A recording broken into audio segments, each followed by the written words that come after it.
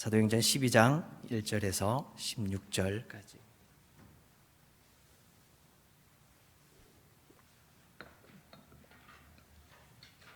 그때에 헤롯 왕이 손을 들어 교회 중에서 몇 사람을 해하려 하여 유대인들이 이 일을 기뻐하는 것을 보고 베드로도 잡으려 할세. 때는 무교절 기간이라.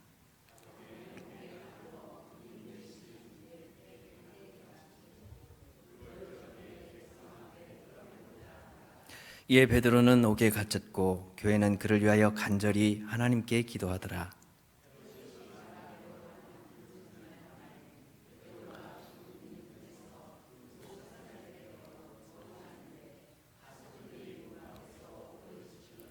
호련히 주의 사자가 나타나매 옥중에 광채가 빛나며 또 베드로의 옆구리를 쳐 깨워 이르되 급히 일어나라 하니 쇠사슬이 그 손에서 벗어지더라.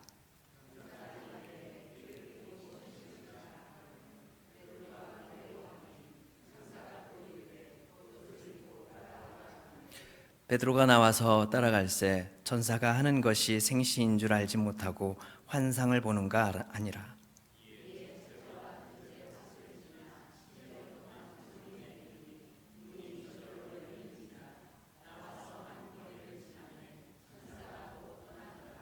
이에 베드로가 정신이 들어 이르되 내가 이제야 참으로 주께서 그의 천사를 보내어 나를 헤롯의 손과 유대 백성의 모든 기대에서 벗어나게 하신 줄 알겠노라 하여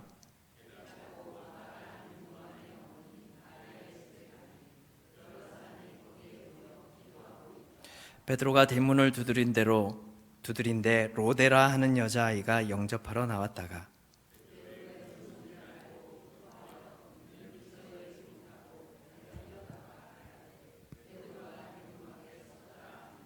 그들이 말하되 내가 미쳤다 하나 여자아이는 힘써 말하되 참말이라 하니 그들이 말하되 그러면 그의 천사라 하더라. 베드로가 문 두드리기를 그치지 아니하니 그들이 문을 열어 베드로를 보고 놀라는지라. 아멘. 하나님의 자녀된 우리에게 왜 고통과 시련이 찾아오고 또 마귀의 유혹이 있는 것일까 늘 생각하게 됩니다. 그것은 그 이유는 하나님이 악에서 져서 그런 것이 아니라 하나님이 잠시 허용하기 때문입니다.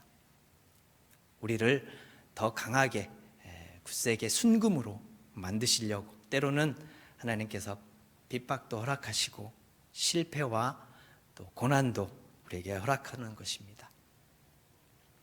오늘 말씀에 보면 예루살렘 교회에 큰 핍박이 있었습니다.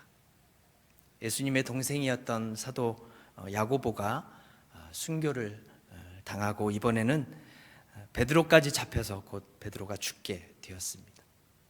4명의 군인이 사교대로 이렇게 교대를 짜서 베드로를 지키고 있습니다. 베드로의 손과 발에는 착고가 채워져 있습니다. 베드로 양쪽에는 또 군인 2명이 철저하게 그 옥을 지키고 있습니다. 이러한 상황에 이러한 모습을 두고 우리는 소망이 없다라고 할 수 있습니다. 소망이 없는 상태입니다. 누가 봐도 정말 두렵고 정말 숨이 턱턱 막히는 이런 상황입니다. 오늘 이 자리에도 이 베드로처럼 베드로와 같이 숨이 턱턱 막히는 그런 성도님이 있을 것이라 생각합니다. 근데 성경은 이런 숨이 턱턱 막히는 우리의 이런 상황을 깨뜨려 버릴 수 있는 그런 방법을 우리에게 깨닫게 해주십니다. 여러분 어떻게 깰까요? 어떤 방법이 있을까요?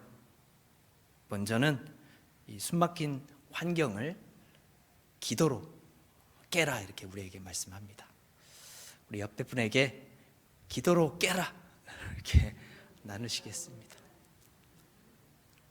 기도로 깨십시오. 우리 5절 말씀 함께 보시겠습니다. 5절 말씀입니다. 시작. 이에 베드로는 옥에 갇혔고 교회는 그를 위하여 간절히 하나님께 기도하더라. 그래서 여기에 보면 대조적인 두 단어가 나옵니다. 먼저는 옥에 갇혔고 그랬습니다. 옥은 감옥입니다. 여러분, 감옥은 어떻습니까? 소망이 없는 곳입니다. 그리고 핍박과 고난, 그런 시련이라고 할 수 있습니다. 그런데 그 반대 단어가 있지요. 간절히 하나님께 기도하더라. 간절히 기도하더라입니다. 사실 기도는 여러분, 누가 기도합니까?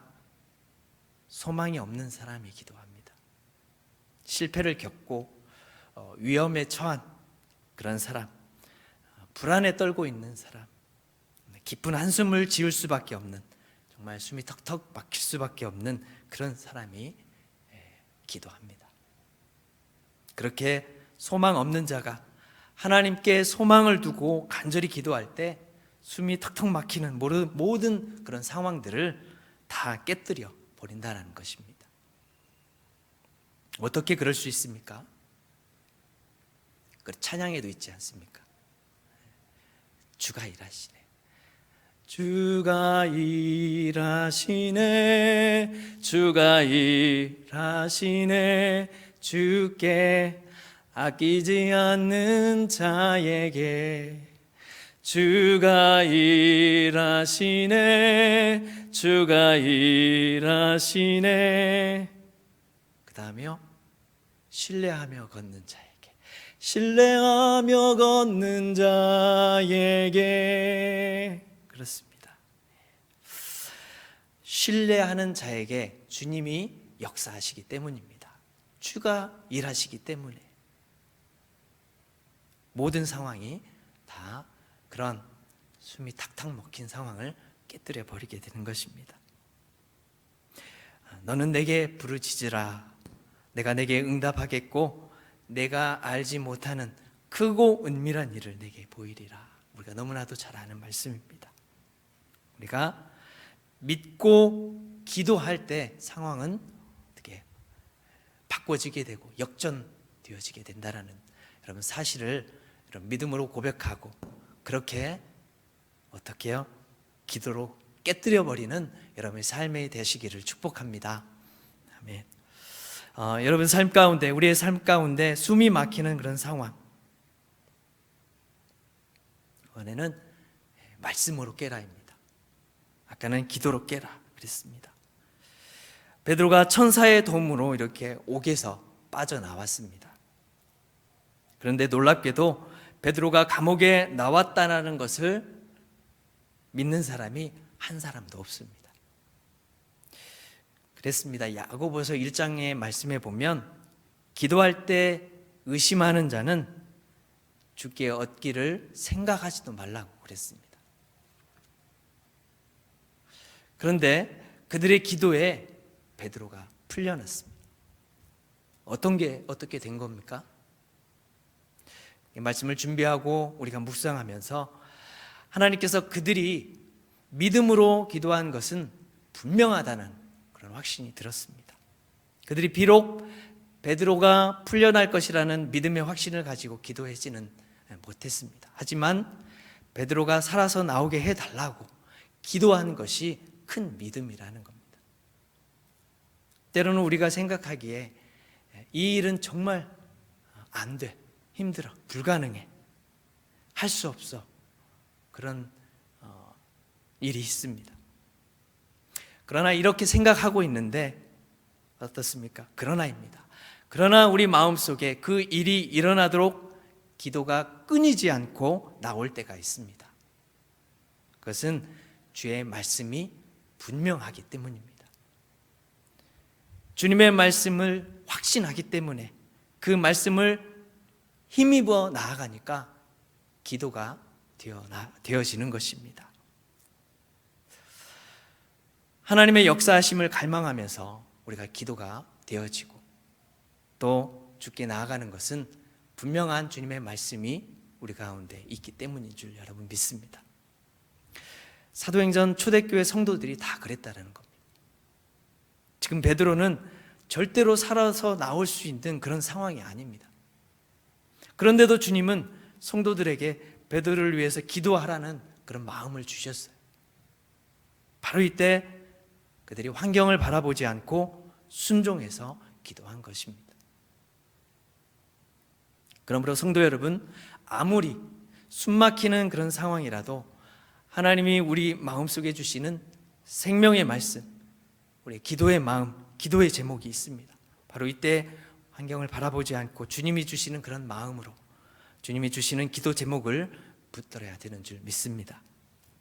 주님의 뜻은 반드시 이루어지니까 스쳐 지나가는 그런 주님의 생각도 우리가 반드시 붙잡을 수 있어야 되는 줄 믿습니다. 성도 여러분, 우리의 삶은 많은 날이 그렇습니다. 숨막히는 상황, 숨막히는 현실 속에서 우리는 살아갑니다. 여러분, 세상을 보십시오. 늘 한숨 지을 수밖에 없는 일들이 너무도 많지 않습니까? 그러나 이러한 현실의 상황 가운데 주님께서는 하나님의 자녀인 저와 여러분들을 통하여서 주를 향한 노래로 소망의 노래를 부르게 하시고 또 그 복음을 전하게 하십니다. 왜입니까? 예수 안에, 예수 이름 안에 사는 삶이 복이기 때문인 줄 믿습니다. 우리 이 시간 기도하시겠습니다. 살아계셔서 우리를 복된 길로 인도하시는 하나님, 주님을 찬양합니다. 하나님, 주님 우리에게 말씀하셨습니다. 숨막히는 이 상황을 주의 말씀으로 깨라, 기도로 깨라, 우리에게 말씀하십니다. 오늘 이 말씀을 믿음으로 말미암아서 우리의 삶 속에서 만나게 되는 숨막히는 그런 상황들을 주님 말씀으로 깨뜨리게 하시고 기도로 변화시켜 나가는 믿음의 성도들 되게 하여 주시옵소서. 하나님, 무엇이 우리의 삶을 턱턱 막히게 하는지요? 가정의 문제입니까? 직장의 문제인지요? 경제 때문에, 관계 문제 때문입니까? 모든 문제의 열쇠가 주님께 있사오니 주님, 우리의 삶이 주 안에서, 예수 안에서 주님 살게 하여 주시옵소서. 예수님의 이름으로 기도드리옵나이다. 아멘.